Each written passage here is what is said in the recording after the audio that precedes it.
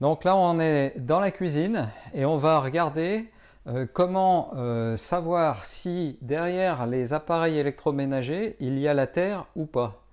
Alors, plutôt que d'ouvrir le frigo, de démonter le frigo et d'aller tester la prise derrière le frigo, on va utiliser une autre astuce qui est d'utiliser l'appareil de champ électrique.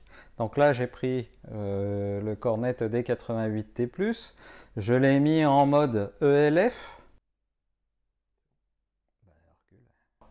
Et ce qu'on va faire, on va se mettre directement contre le frigo, contre la partie métallique du frigo, et on va regarder la valeur qui s'affiche.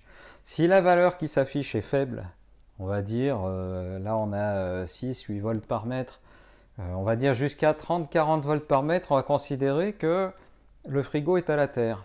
Si on a 500 volts par mètre, le frigo n'est pas à la terre. Et dans ce cas-là, on verra la lumière rouge qui s'allume et qui nous démontrera que l'appareil n'est pas à la terre.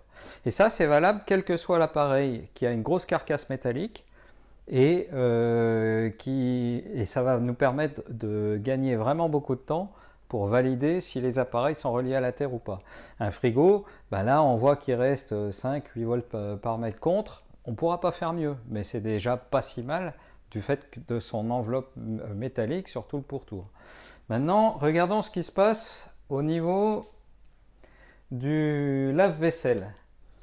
Le lave-vaisselle contre la porte, on a 3-5 volts par mètre. Si je me mets au niveau de la partie plastique, là on voit que c'est tout rouge, c'est normal. C'est pas que le lave-vaisselle n'est pas à la terre, c'est juste que on est derrière une partie plastique qui, elle, ne peut pas capter le champ et donc va rayonner. Là, clairement, si on voulait qu'il n'y ait aucune pollution autour du lave-vaisselle quand il est arrêté, il faudrait le disjoncter au niveau du tableau électrique. Mais quelque part, on n'est pas dans une problématique très importante parce que finalement, dès qu'on va être à 30-40 cm du lave-vaisselle, il n'y a plus grand chose. Donc, c'est pas trop dramatique.